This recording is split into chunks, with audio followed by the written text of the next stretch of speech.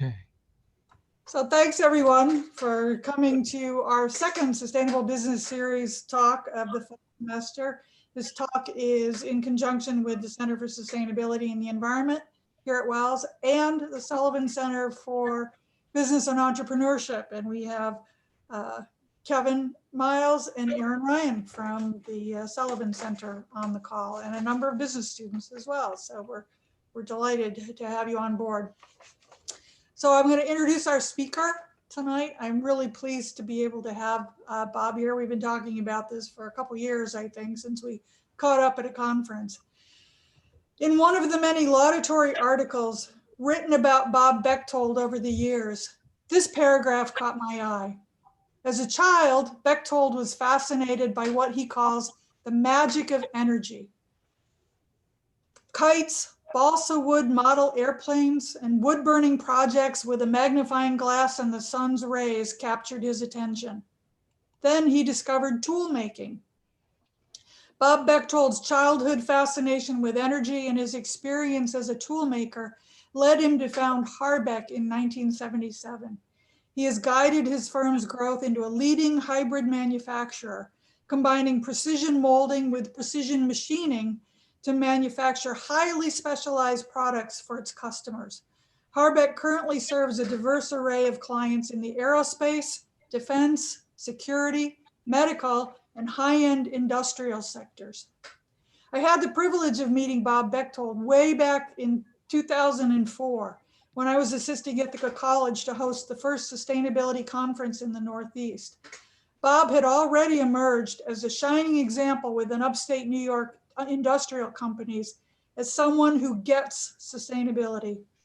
Bob's presentation at that sustainability conference served to combat the common business misconception that being green is nice, but we can't afford it. By his steady progressive example well before and since that sustainability conference, Bob has been a quiet evangelist for more sustainable practices, convincing others to follow his lead simply due to his calm assurance that if HARBEC can do it, you can too.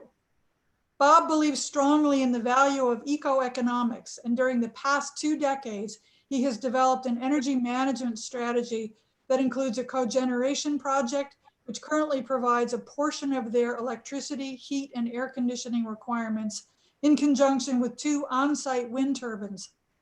Bob has led the company's efforts to obtain third-party certification of both their quality control processes as well as their sustainability advances, including ISO 14000 certification to demonstrate environmental responsibility. HARBEC attained ISO 5001 SEP Platinum certification in 2013 to validate HARBEC's carbon neutral status, and in 2015, their water neutral status through third-party audits. HARBEC has earned many national awards, including the EPA Energy Star for Small Business, the Society of Plastic Engineers Environmental Stewardship Award, and the EPA and Department of Energy Green Power Leadership Award. HARBEC received the Industrial Pollution Prevention Award and the New York State Industrial Achievement Award, both from the New York State Water Environment Association. In 2011, the National Institute for Standards and Technology awarded the company their National Award for Innovation in Sustainable Manufacturing. And in 2012, HARBEC received that organization's Manufacturing Leadership Award for Sustainability. Under Bob's leadership, HARBEC has become widely regarded as one of the country's most environmentally friendly manufacturers. Bob has said that his goal for winning all this national attention for HARBEC's innovations is to provide proof for other companies that they too can make money integrating sustainability thinking and practices. Bob is going to share with us tonight his eco-economic model of business decision-making that has supported his efforts to make HARBEC a sustainable business leader. So Bob, I think you can share your screen. Have it up. Okay, share my screen. I've made you a co-host.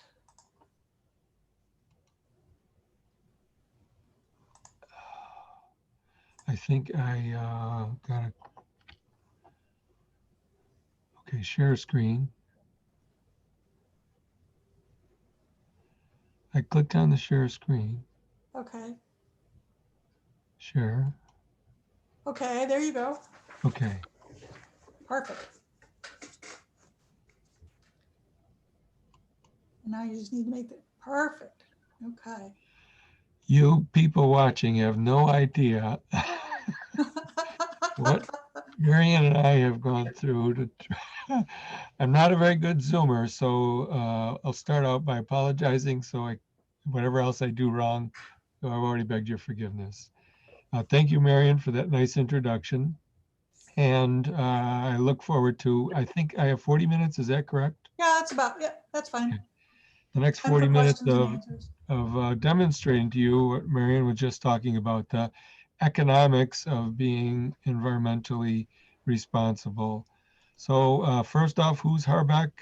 As mentioned, we are a company that makes precision components, assemblies, and solutions for aerospace, medical, and high-end industrial applications. A few of our customers, you may recognize some of those names. But as that type of a manufacturing company, why do we bother with sustainability and caring about it? And it's because we believe we should be responsible as a business.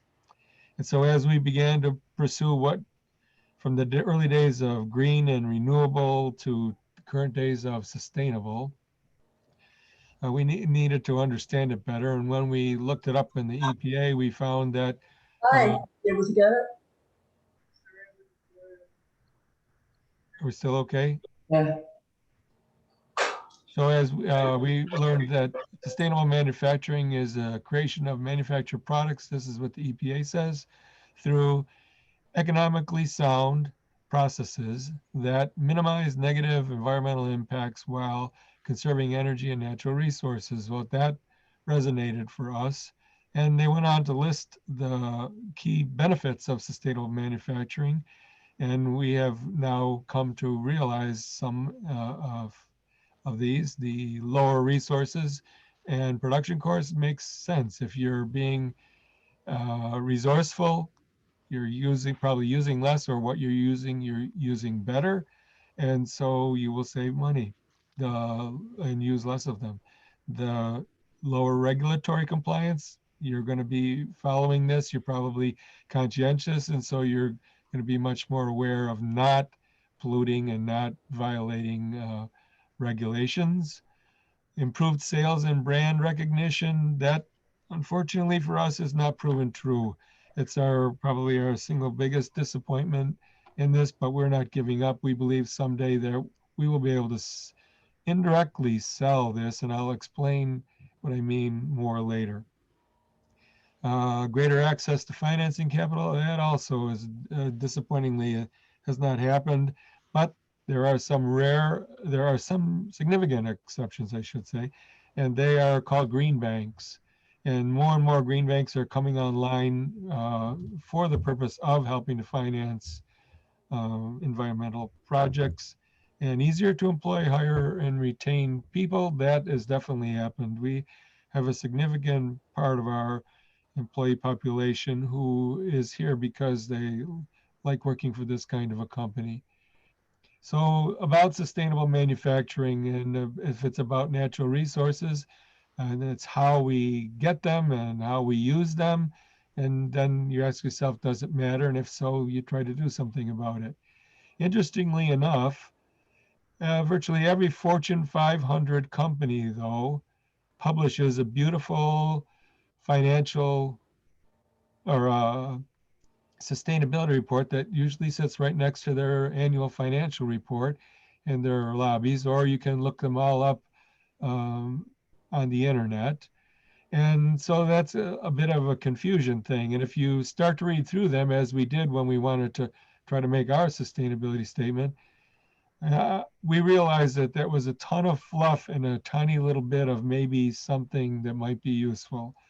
And we didn't want to join that club. So, and also, why did I pick out these companies as examples of Fortune 500 companies that you can look up their sustainability report I don't think I need to give you the answer. It's pretty obvious why I picked those. It's an amazement to me. And so I guess that if it's really about how you use your resources and that, to me, this would be comparable to a drug dealer who said that uh, it's okay because they don't use the drugs. And so going on from that, then what is carbon responsibility?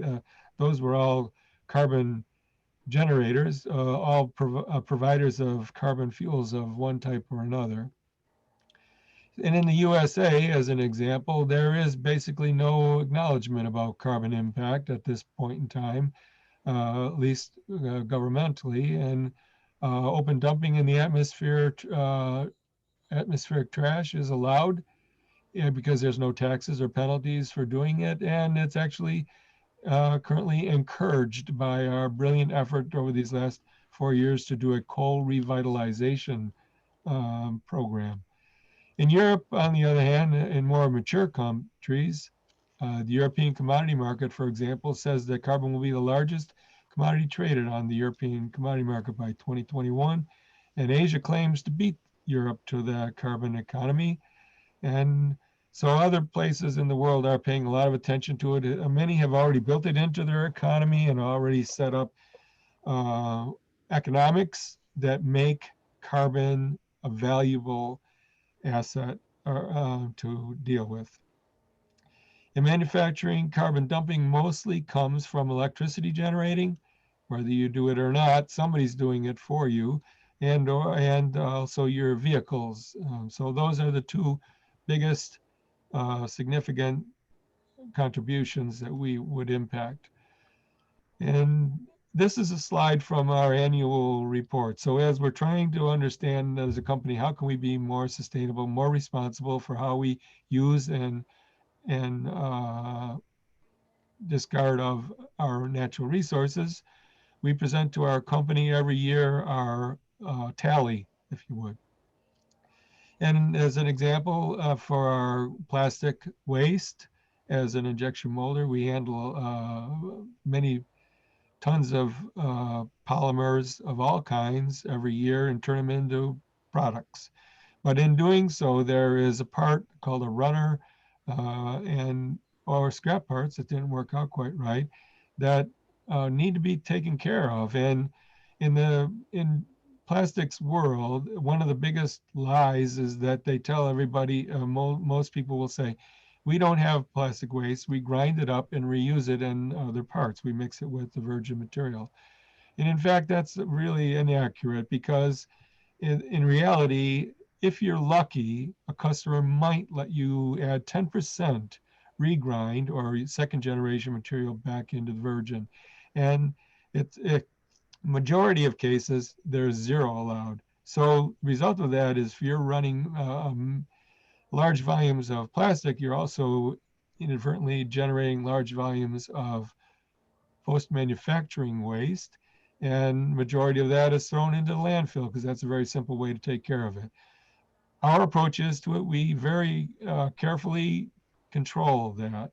And wherever possible, we will, by keeping track of it and keeping it clean and valuable condition, we have found markets in the country where we can resell them back to used material vendors. And so that's the 77,000 pounds last year we reported that we were able to sell of the 101,000 pounds, and 24,000 pounds of that 101,000 we were able to put back into products. And there we do things like we'll encourage a customer who has a low end budget to maybe take some of our second generation higher caliber material and substitute it for a lower caliber material that would be more expensive. And we have moderate success with that, but not a lot. And we also recycle all our metals. Again, we're being very careful to keep them separated and keep the value of them high. And then in our energy production, we have 2 wind turbines. I'll get into the details of all of these in a little while, more detail of it, but What we're showing here is that, as again, we're reporting this to our employees, and so we were reporting that during this past year of reporting, one of our turbines was down completely, and the other one was down for 7 months out of the year. At first blush, you'll say, boy, that wind is not very predictable or not very reliable if the machines are broken all the time.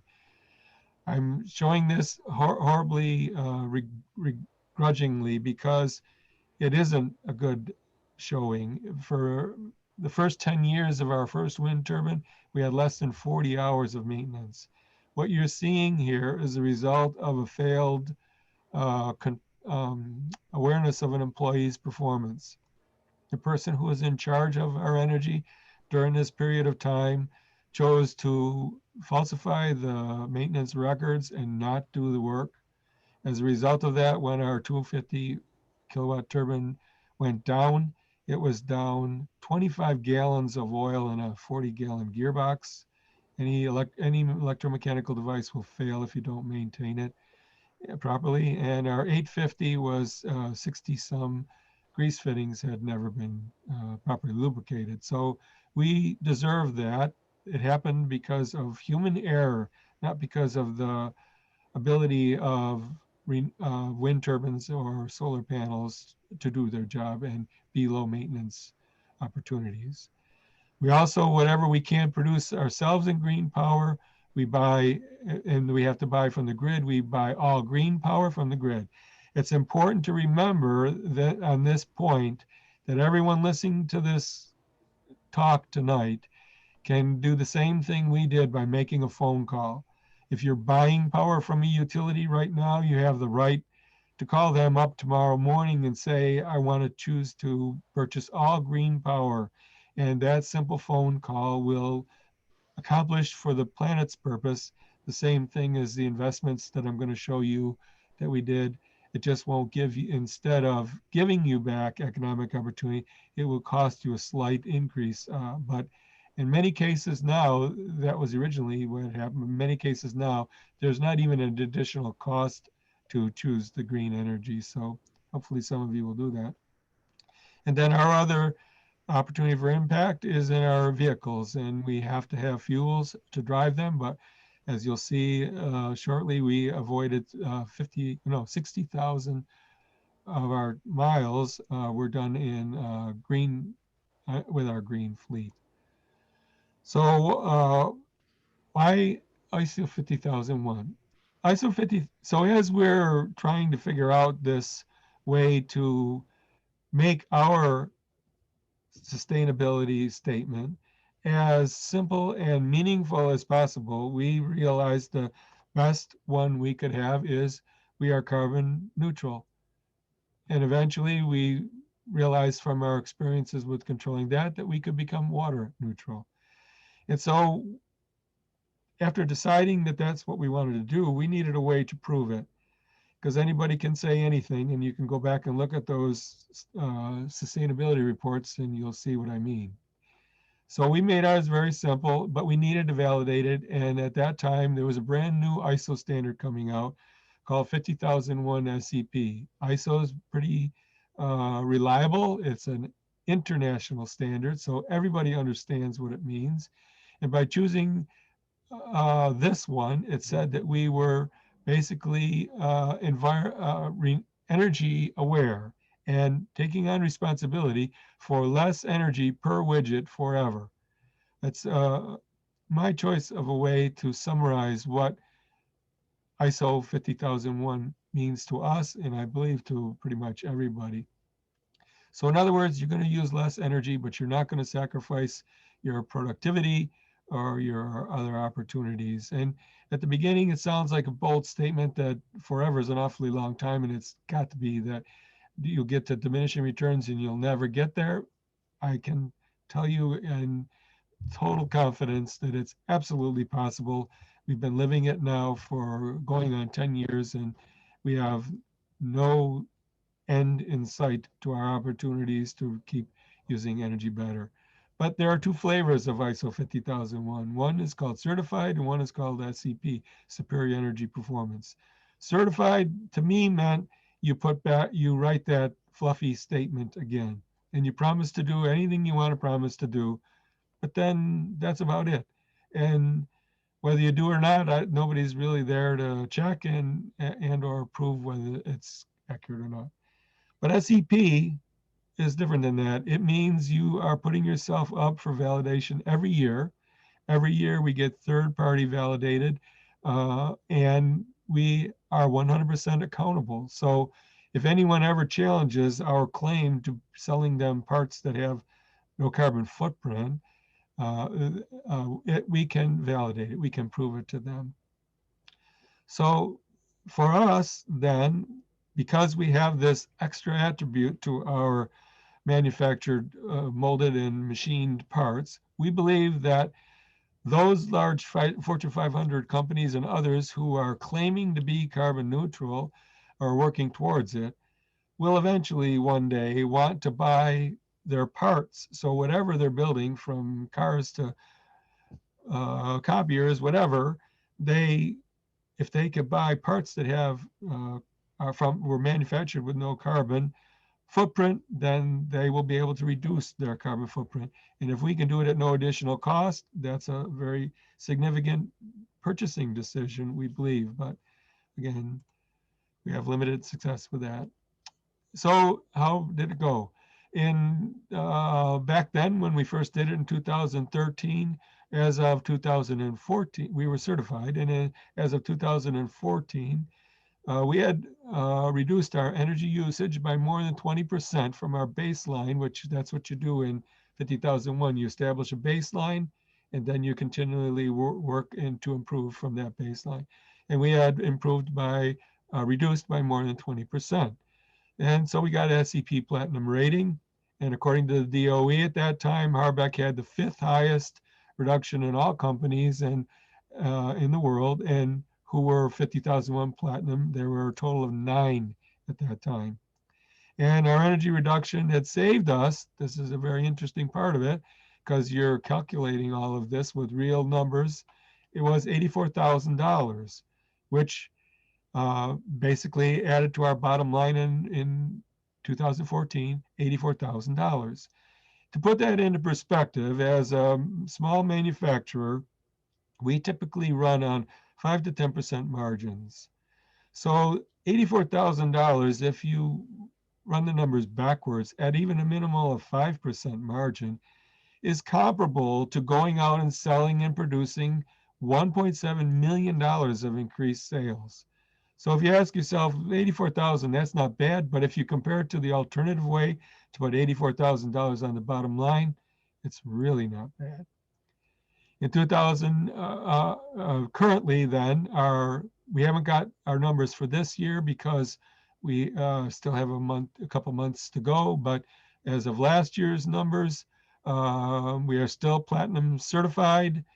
And this in 2020, we reduced our energy by 9.5%, which from our baseline back in 2016 is 27%. So as you see, 7, 8 years later, we are still continuing to reduce a very significant amount of energy. And as you'll see, we have lots of plans for lots more.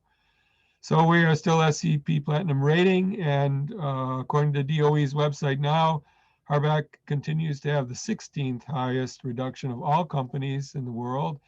And our energy reduction to date has over $300,000 of positive impact from when we first started it in 2013.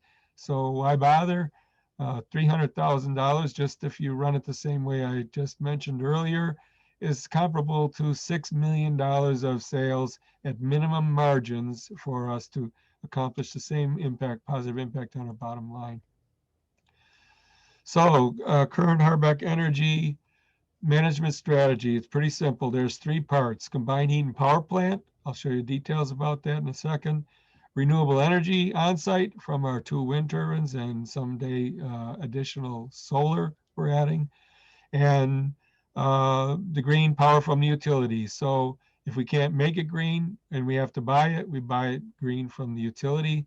But there's still this element of the combined heat and power that uses a fossil fuel. And while we know that it's theoretically possible to run our turbines on a renewable biogas, which we are currently investigating, we have not been able to accomplish that task yet. So that means we've got to go to the market and buy offsets for that carbon and for our carbon from our vehicles. So why bother?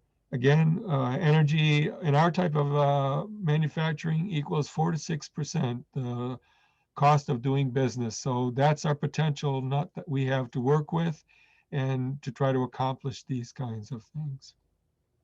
A quick rundown over the last 20 years then of implementation. We started putting these plans to paper in the late 90s. Met with a lot of resistance from the conventional banking world because I was actually leading with my heart instead of my brain. When I realized I was discrediting myself as a burned out hippie or Birkenstocker, I changed the whole story into economics only and never mentioning environment again. And then things began to happen. So in 2001, we were able to start our first CHP program. In 2002 and 3, put up our first wind turbine. 2007, we came across a very nice lighting upgrade project, which I'll show you the details of. In 2008, our CHP project paid off. So that's about 7 years, and actually 2 months more than 7 years. The economic savings from that, which I'll be showing you, paid off the project. And 2009, we did a very clever barrel insulating project, saved a lot of energy. In 2010, our first wind turbine paid off. So the next day, I started working on the second wind turbine. But what I thought was going to be a simple task because of all of the positive impressions and outcomes that we had gotten from everybody from the first one, I was seriously wrong. And in fact, our utilities and towns were there to give us trouble all over again, and took 2 years to beat them. In 2014, now LEDs are very reliable, warranted and guaranteed. And so we repeated our lighting project, and you'll see even more money was saved. In 2015, we were given an opportunity through NYSERDA to do a CHP upgrade. So now at that time, it's only about 15 years old, but this upgrade gave us a chance to improve our thermal efficiency, which was very valuable to us. I'll show you why. And then this most recent one, we did quite an extensive upgrade of our air compressor system. And if you aren't aware of it, compressed air is one of the biggest wasters of energy in manufacturing companies. And so we made a serious effort to fix and change that. In future opportunities, I'll be showing you some of these, but energy storage, more solar. We are getting our original 250 wind turbine repowered, and the actual machine is sitting in Northern Ireland now waiting for COVID to be over with. It has been for a year now. And we're into a very interesting geothermal project. Also, energy savings alternatives in our equipment and our processes. We're always exploring those and trying to find out new possibilities. And we're also promoters of another sustainable opportunity called bio-origin materials. In other words, polymers that aren't from fossils, but are from organic materials. So one by one, we'll go through these quickly. And our CHP original project was 25 CNG 30 kilowatt microturbines. You can see the picture on the top there. That gave us 750 kilowatts of potential. Our max demand typically is 500 kW, so we had 250 kW of expansion and maintenance, backup, and all of that.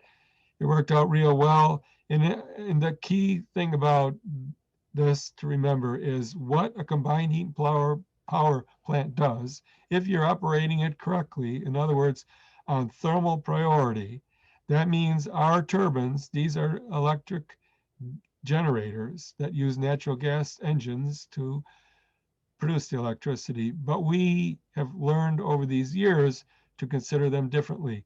For us and for our economic model, they are thermal generators. So if you notice on the top, all these stacks and that, whoops, let me go back, are heavily insulated pipes that take the exhaust gas into heat exchangers and transfer the exhaust gas heat into water, and then we use the hot water to do our jobs with. And so what I mean by this statement, we use the 65 to 75% that the utilities throw away. I don't know where you live and I don't know what your utility is, but I can tell you based on the national average that when you flip your kitchen light switch on tonight, at that moment, 75% or maybe 65 only, which is still terrible, of the energy in whatever fuel your utility used to deliver that to you went to waste before it got to your switch. And when I ask people where they think that waste is, and they almost always guess line transfer loss. And it's a little part of the answer. In fact, the majority of the answer is heat. The utilities are not only wasting 75% of the energy, but they're spending more energy on top of that to do the process of pumping their waters, huge amounts of waters into the engines and turbines and reactors to cool. So to pull that, what they call waste heat, off into the environment. And it's only waste because they're foolish enough to waste it. And in fact, in our model, we use that, and so much so that it is the priority. So we do not use these electrical generators to generate electricity unless we have a heat demand. And in our world, in our company, heating and air conditioning are the same thing because we get both of them from the thermal energy from our engines. So initially, we were able to do 9,000 square feet of molding with 25 injection molding machines running 24 hours a day in them, and 17,000 feet of manufacturing space and warehouse space. All that added up to 7 years ROI, as I mentioned before. Then we got the opportunity with NYSERDA to come up with more efficient ones. Our original ones looked like this with the heat exchangers. Over time, they evolved, and the new microturbines, the C65s, kilowatt machines, built the heat exchanger right into the top of the microturbine. So it was very much more efficient than what the original versions were able to do. So by changing and upgrading to these turbines, we were able to increase our thermal efficiency very significantly, almost double it. And so now we were able to add to what we were talking about, 14,000 more square feet of shop space and 6,000 feet of office space for a total of 20,000 additional space.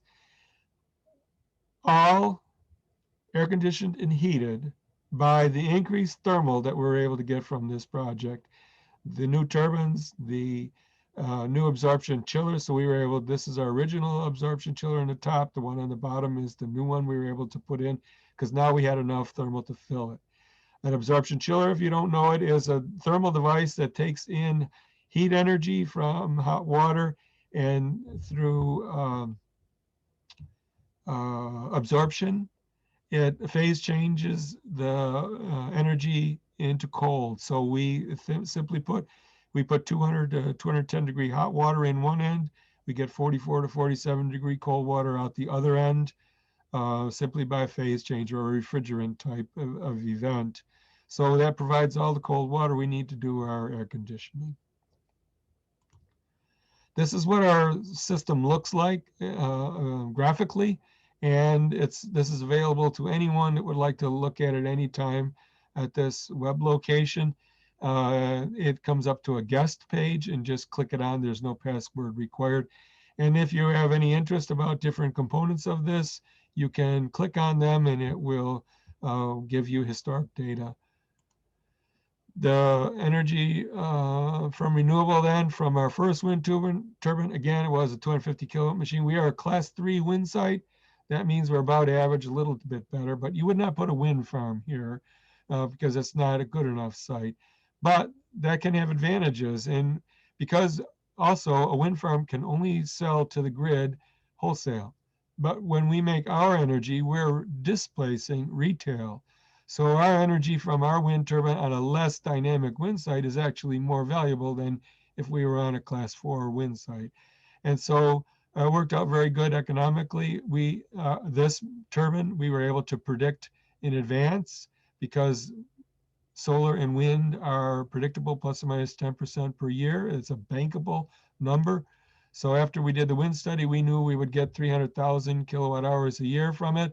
And we estimated at the beginning that we would have about an 8 to 10 year payback on the first wind turbine. It actually came in 1 month after more than 8 years. And the reason why is during the period of time to pay off the $400,000 project, the utility costs went up. And every time the utility costs went up, our ROI got shorter and shorter. And then this 300,000 kilowatt hours produced 10% of our energy, at least back then.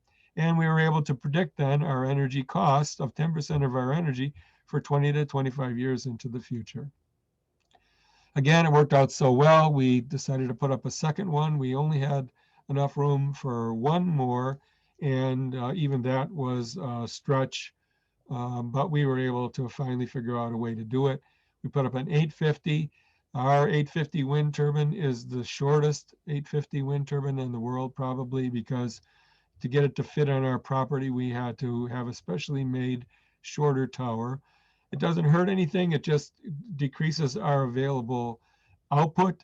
But still, with this in this wind site, the 850 turbine, we were able to it has the capacity to give us 1.5 million kilowatt hours a year.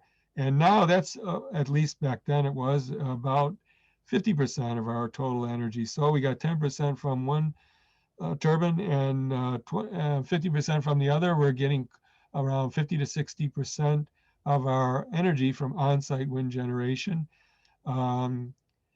And again, this one we anticipated 6 to 7 year ROI on a $2.1 million project. And the reason why is because now, 10 years or a little bit, 12 years later, there are grants. And the grant allowed us to buy down the project ROI by about a year. And again, total energy now with these two in full operational condition is 50 to 60% of our total energy requirements. The other way we make impact is on our fleet. We have a green fleet, as you can see with these, the Tesla, Nissan Leaf, Hyundai, one of the most efficient hybrids we've been able to find. And even our diesel delivery truck is a diesel hybrid. International, so like a Prius or Ioniq, it has a diesel engine and a battery pack that gives it an additional 20% increase in efficiency on average driving. Why bother? Well, every gallon of gasoline that we can save by driving one of these vehicles is 19 pounds of CO2 that doesn't go into the atmosphere. We also believe in that conservation is the #1 rule of sustainability. So before you put in systems, the basics to start with is you're having an efficient facility. We use a lot from LEED. We learned a lot from them. We are not LEED certified, but we love the things they teach us, including daylight gathering, in-floor radiant heating. We double insulate our walls and our roof and create as sustainable shell or a structure as we possibly can. And we're using exactly the same strategy in our newest edition. The first lighting upgrade I told you about, at that time, the high energy ballasts, the T8s were all amazing. It was a $65,000 project, and we cut our electric lighting bill by $38,000 a year. We got a NYSERDA grant for $16,000, a tax credit for $8,000, and the contractor secured the financing for us. We didn't even have to do that. So 1.5 years later, we are paid off. But the important thing that I'm going to try to keep stressing is this $38,000 keeps hitting our bottom line every year. Think about it. If we hadn't done this back in 2007, we would still be paying that $38,000 to run the same light bulbs and inefficient ballasts and mercury arc lamps and that we had back then.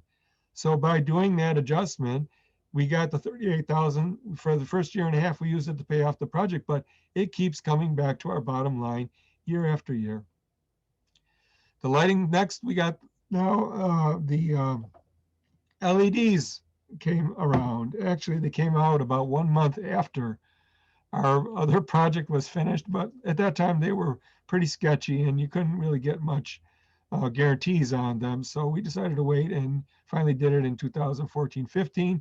And by now they've gotten so sophisticated that our beautiful new ballast, high efficiency ballast fixtures that we had put up, we don't even have to change the ballasts in them because bulbs today can run with or without the ballast. So all we had to do is buy 1,280 replacement bulbs at a price of $32,000. At that time, our G&E had a grant, our utility, so we got 50% of it back, and we had no upfront cost or anything. If we would have not gotten the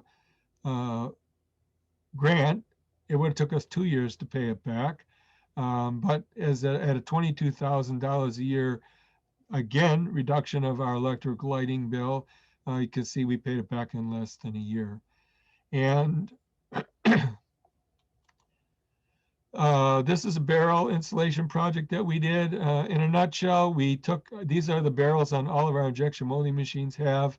They're usually left uninsulated because if you insulate them, it wears out the electrical connections, and you're constantly replacing these and having downtime in that. So you left them off because it made your machine operation more robust. But then eventually a company came out making these heater bands that guaranteed that they would not ruin these wires. So over time, we replaced all these bands with the guaranteed ones, covered them all with mineral wool, and covered that with sheet metal and band clamps. And in the process of that, saved 340,000 kilowatt hours a year because the machines aren't leaking the heat. They don't need as much electrical heat to be made to melt the plastics. On top of that, while the heat energy is leaking out of the machine, it's entering into the room. So by keeping it where it belonged, by doing this project, we were able to reduce our air conditioning loads by 12 tons. So that meant we needed to do less energy to keep it a pleasant work environment. You can see all the green attributes over there. Industrial efficiencies. We also, over a 7-year period of time, changed all of our hydraulic machines to electric.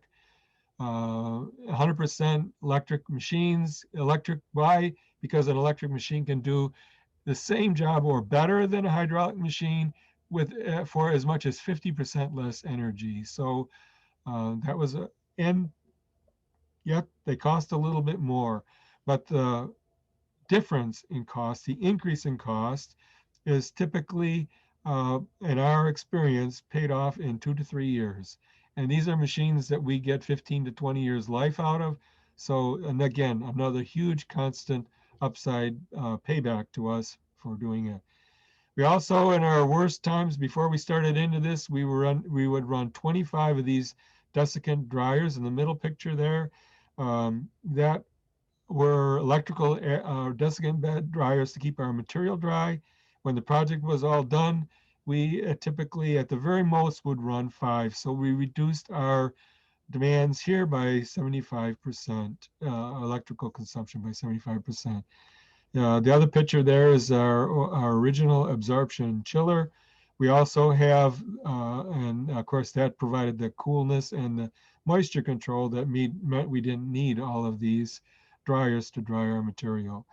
From all this, again, we learned that every motor in our company that's 10 horsepower or greater, we have now installed either a soft start or an inverter drive, because not only does that give it the ability to modulate or to soft start, but it is, and therefore use less energy, but it's also much more or less detrimental to the life of the machine because it's not pounding it on and pounding it off.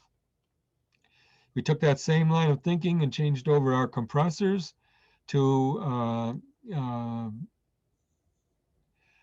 variable speed compressors, which again greatly saved rather than ramping up, filling the tank, and ramping down while you use up the air, then ramping up and ramping down, or slamming on and slamming off, basically. By these types of compressors, they just modulate and they keep the a much more efficient way to run the unit and to use electricity. So as an example, and they also, of course, require less maintenance, again, because we're not pounding on them all the time. The eco-economic conclusion for us about sustainable manufacturing opportunities are they control our operating costs, which is a great advantage if you're trying to budget. They improve our competitive pricing. All of this bottom line improvement gives us a chance to reduce our costs opportunities. And we ensure power reliability. We feel real bad when there are blackouts and storms and all of that as we go to work every day because our power stays on and we keep working using our combined heat and power plant to make it for us. We also provide fixed energy costs decades into the future. We can tell you what our portions of our energy costs are going to be. And we improved our operating efficiency through thermal utilization, which is examples and other things I've told you about. In 2019, our environmental commitment, again, this is from our employees report, our carbon offsets. Now this is what we have where we buy our fossil fuels. So the natural gas for our turbines and the vehicle fuels, 712 tons of carbon. We had to go buy $4,900 worth of carbon credits to do that. And we chose the Big Smiley Wind Farm in Dempsey Ridge, Oklahoma to use our carbon credits on. And from the carbon I mentioned, we have also done water. And so we bought water offsets of almost 1 million gallons of water offsets. And then our company, our BEF, allows us to give 10% of our carbon credits to a not a charity, but a cause, a related cause. And in our case, we donate our 10% to CE Bright Futures, which is a company that makes training, energy training things for teachers and students and schools and that. So our carbon credits went to help support the Big Smiley, which powers 46,000 US homes and reduces 340,000 tons of carbon from the atmosphere annually. And our water restoration project helped to rejuvenate the Middle of Secchi's River and to bring it back to its original condition of 115 cubic feet per second flow rate. And so we are using our carbon offsets. We're paying other people to do projects to improve the environment. A quick look at our water as a result of these 4 years of being water neutral from, you can see a reduction of about 65%. We're down to about a third of what we were 4 years ago. We also are very involved in biopolymers. I won't get into this a lot, but bio-origin is our opinion for the solution for the future. In other words, making plastics that don't come from fossils, but come from organic oils and starches, and therefore are renewable sources. Why, if this is such a good economic opportunity, don't people do it? I don't know. I can't speak for other people, but I can give you my guess based on all these years of talking with people about it and watching their eyes roll. And it's about ROI. And when I tell a smart businessman or woman about ROIs of 6 to 8 years, they just think I'm foolish. And the reason why, because every good business person knows 3 years is the average rule of thumb for an ROI.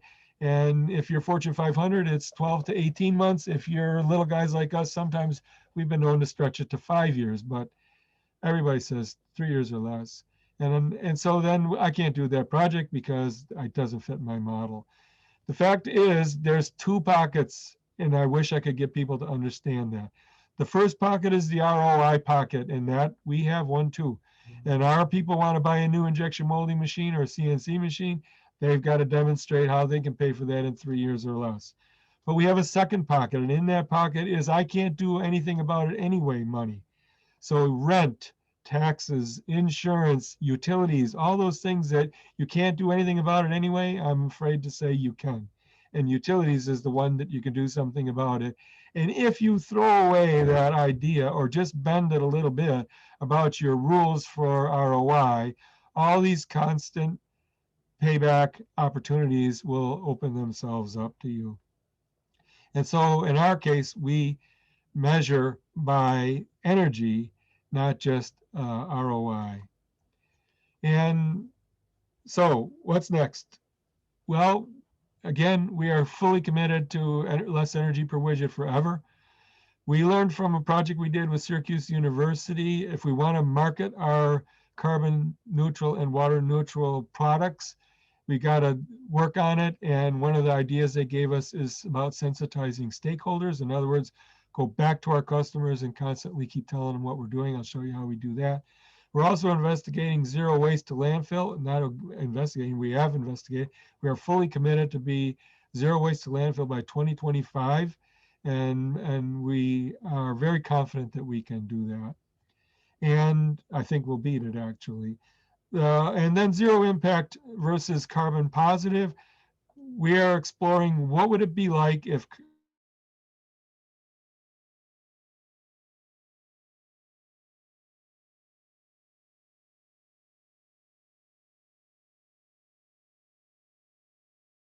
HARBEC was never here. So what would it take us to go back and then to create a company that operates to that same impact to the environment? And then biophilic design is a part of biomimicry, which we have used successfully in our company, the biomimicry part, and to help our manufacturing processes. And now we're investigating biophilic to help our employees' working conditions. This is an example. Everybody quotes time and material. At HARBEC, we quote time, material, and carbon savings. So when we quote a job for you, it would look something like this. There's a little asterisk here because you probably weren't going to understand what we mean by saving you 6 million pounds of carbon. And so on the back of this quote is the explanation of what we mean by that. Another project, a geothermal I mentioned earlier, this is happening real time. These pictures are from about a week ago.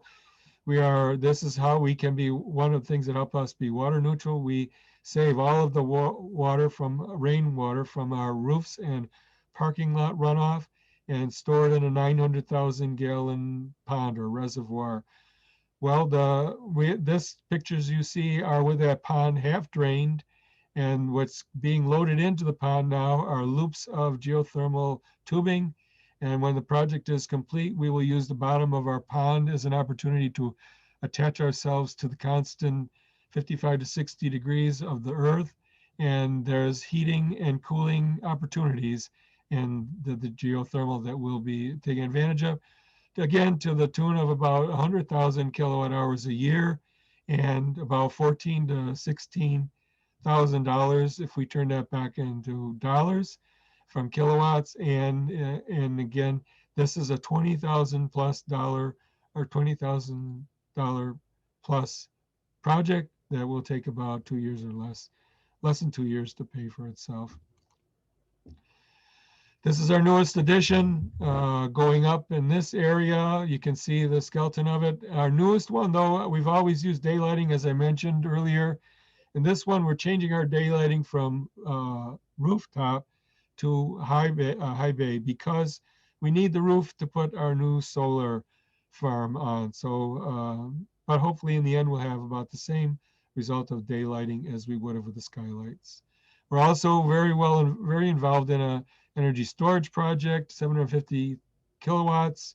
It will give us great advantages of peak shaving, loss of prevention from interruption. We will be completely able to withstand any kind of glitches or problems that happen from the grid that damage our work sometimes and things like that.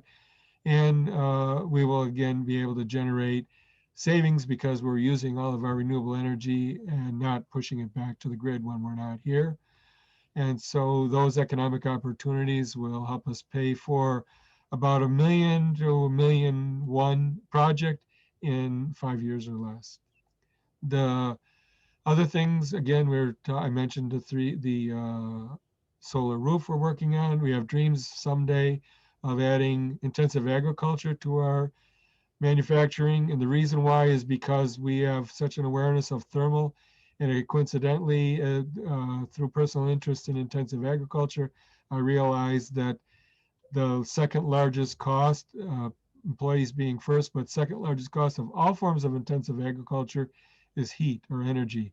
And so we believe we can come up and demonstrate a solution where the future will be industry and intensive agriculture side by side. And that's it. Sorry, I ran over a little bit, but at HARBEC, the conviction to eco-economic sustainable manufacturing, and we regard eco-economic sustainability as absolutely critical to the future of our business.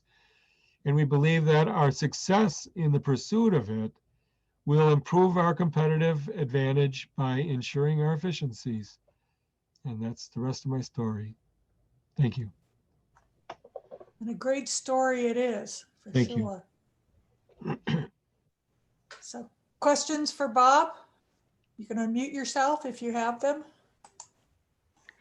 I actually have kind of a lengthy question. It could be kind of opinionated, but something that I've kind of researched is the invention of the water run engine. It was several years ago, but with all of the pollution that comes from gas run vehicles and electric run vehicles, even from things such as lithium, do you think that in terms of renewable and sustainable energy that the world, let alone the United States, will ever be able to come up with kind of a way to transport themselves, such as vehicles, in a way that isn't harmful to the, I guess, environment?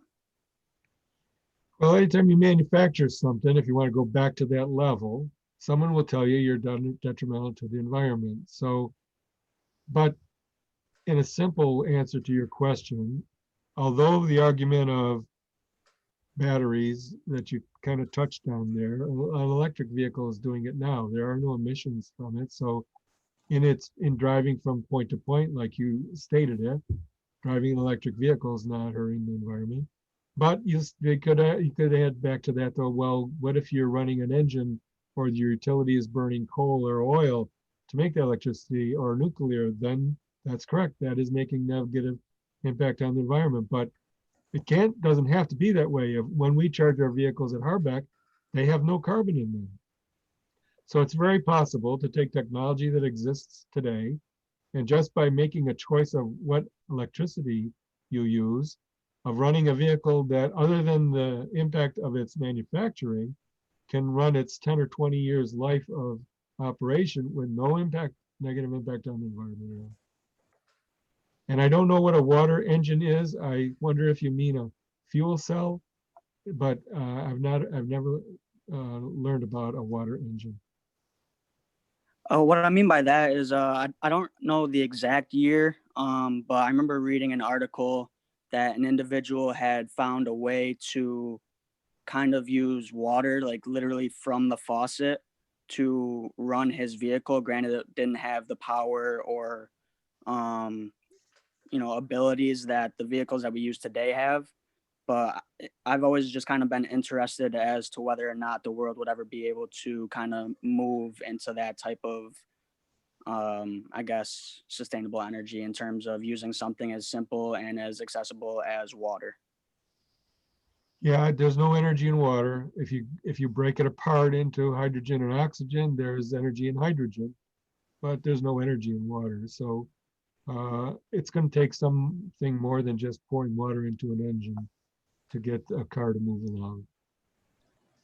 I do think valuing the cost of carbon in processes and in its consumption for fuel generation and all kinds of things is going to start to spur that kind of innovative thinking that Jordan was suggesting, that, look at things that aren't using carbon as a fuel source, looking at all kinds of innovative ideas.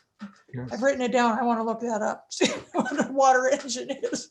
It's kind of interesting. Yeah. Other questions for Bob?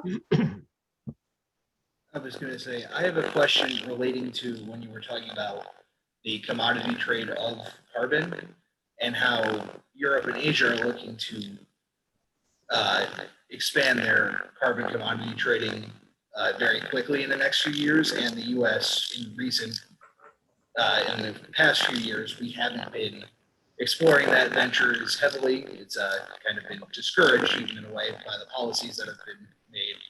But do you think we would see a negative impact of Europe and Asia looking to go more carbon neutral in the US, in that we are not following their example and we would have a much higher carbon footprint in our area of the earth? I think everything that you see being done in those countries can be done here. And what they've agree. done is give a value to carbon. That's what Marion was just alluding to. We don't have any value in it. You can go dump it any place you want to. But in those countries, they have a value on it. So as an easy example, I was in Germany a few years ago, and a friend of mine took me to, that I was there visiting with, took me to a car lot where they were selling cars and showed me the sticker on the window. So if you think about what does the sticker look like in the US, it's all about price. When we looked at this sticker, there was no price on it. It was only about carbon and how much, and the C project that they had going and all that kind of stuff. It was so important, the carbon information about this vehicle, because it affected the taxes you paid for it, the amount of fuel that was going to be used in it, all these other variables that are in their economy that directly or indirectly are going to be impacted on you. So if you wanted to go to the car dealer and buy a Hummer, go ahead. They would let you buy that. And they would actually probably be applauding quietly in the background because you were going to buy a whole lot of wind turbines and solar farms with those those carbon avoidance things that you were going to pay by driving that big slob around and using up way more fuel than you needed to. And I have hopes that we are on a path now to actually catching up with that part of the world and rejoining the Paris Accord and becoming a responsible country ourselves.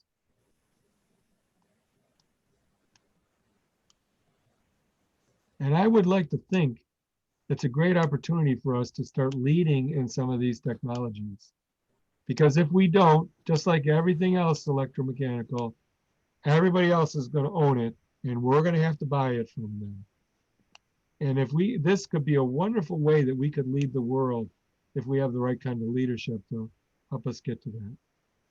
Now, in continuing on that point, I agree with you. I think we definitely could start leading the world in our effort in sustainability. And you've clearly mastered it within your industry of manufacturing. How viable do you think similar solutions to what you've employed can transfer universally to other industries in a relatively short time frame, say 5 to 10 years? Do you think other manufacturing businesses, or any other business for that matter, can make similar strides that you've made in a relatively short time period? I can very confidently say to you that within 10 years, virtually every other manufacturer out there could be doing the same thing we are. In other words, realizing the bottom line positive impacts. So they can have it all installed, all paid off, and everything else within a 10-year period of time. The exception is some people can't put up wind turbines in their yard. They don't have enough space. But today, solar is more productive per dollar spent than wind. When we started with our first wind turbine, interesting tidbit, we could get 6 times more watts per dollar spent from wind than we could from solar. Today, solar is a tiny bit better than wind for dollar invested and kilowatt out. So if you can't put wind turbines up. And if you have a roof or any kind of parking lot or yard, you can do solar. And solar is more dynamic even than wind today, and a whole lot less hassle to put up. I think a lot of the issue with holding back renewable energy has been with energy storage, because obviously, you don't get energy when the wind isn't blowing, you don't get solar energy at night. But if you can generate a lot during windy periods and during daylight and store it until you do need it, that's going to make a huge impact. And I think some of the innovations in battery storage are really interesting to watch and see that efficiency really increase. I think that's an area for a lot more research and development work. I agree, and you're right, they're making wonderful progress, but it exists today at no cost, and it's called net metering. Right. So you do not, any kind of these renewable energy projects, I have no batteries. I'm getting ready to install them someday, but I don't need to make the same economic opportunities that I showed you, because the grid will provide the battery for me. But if I take the initiative to control it myself, I win another economic opportunity. So it's just how much do you want to do, not, it will only work if.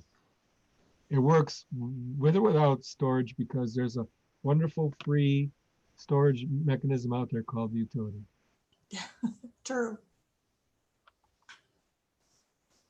Other questions for Bob?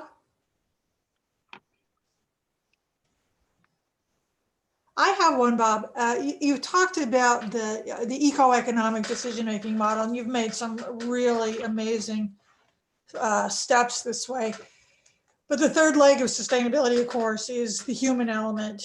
And how have you factored that into some of your decision-making? For instance, I look at, you're going to take your solar or your rooftop where you're getting natural lighting into your factory floor, which, natural lighting is great for humans, and substitute it with high bay lighting on the walls, and then using the roofscape for solar. Is that going to be something that will have an impact on your employees, or are you factoring that in as well to make sure your employees are productive, they're happy? I'm sure you're factoring in safety at all times, but I'm just wondering how the people factor into your decision making. That is extremely important to us. And the three parts you're talking about is people, planet, profit, I believe. And the people part is directly and indirectly important to us. So we are trying very hard to help our people understand the value of it. So initially, I have to admit, I think a lot of people in our company just thought it was crazy Bob stuff, and it doesn't make any sense anyway, so don't worry about it. And then my controller came up with a very good idea of how to help our employees understand the actual dollar value of it. And so every year when we do our profit sharing, he calculates what percentage of that came from those bottom line impacts that I was demonstrating to you. So now we can talk to the employees about their pocketbook enhancement. But in the meantime, they went from a sweatshop, which is where the term comes from, is from injection molding plants and factories like us who have all these heat generating equipment inside, and where before we did this, we would have such horrible days in our molding facility over 100 degrees and no relief at all, except fans blowing more 100+ degree air around. And two, a completely air conditioned, humidity controlled environment. So right off the bat, that got their attention. The daylighting is, of all the things that we get positive replies back from our employees, is the single most appreciated of everything. And so we would never take out the daylighting in our new building. All we did was move it from the rooftop to the top of the walls just below the roof, and only for a very good reason, so that we could put more solar panels on it.